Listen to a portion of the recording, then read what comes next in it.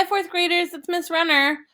Today we're going to be calculating the perimeter of the rectangular figure to the left of the problem. So here's our rectangular figure. We have a width that's 4, so that W stands for width, and the 7 stands for the length, which would be L.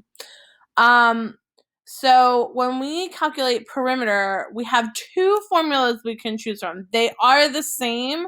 One of them uses just addition, so length plus width, or you could use addition and multiplication by adding up one length and one width and then multiplying it by 2, because we know that the opposite sides of each rectangle are the same amount. So the width on the other side of this rectangle, we know would be 4, and we know the length on the opposite side of this rectangle would be 7. So we can add up 7 and 4 and then multiply it by 2 because we have it doubled.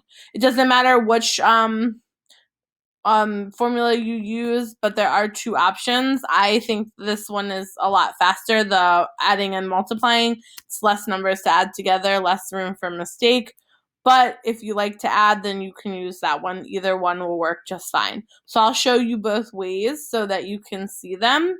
I'm going to change the color so you can see. So the first one is we will just add them. So perimeter equals 7 plus 7, because those are our two lengths, plus 4 plus 4, which are our two widths. So we know, boys and girls, that 7 and 7 is 14, and we know, whoops, that's not a good 4.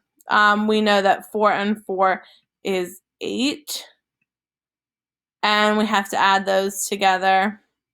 14 plus 8 would be 22.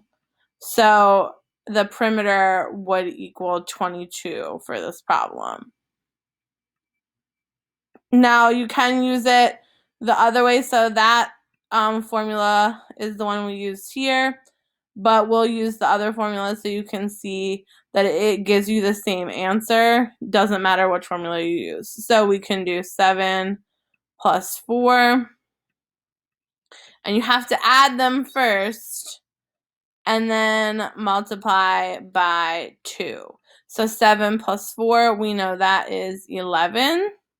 And we will multiply by 2, and we know that that is 22. So again, the perimeter is exactly what we got with the other formula. I just showed you two different ways. So perimeter, again, boys and girls, is the outside of the figure. So I'm going to highlight it in yellow so you can see it. It is the outside of this rectangle. It would be like if you were putting a fence around a garden or your backyard or something like that. So you're calculating the outside distance.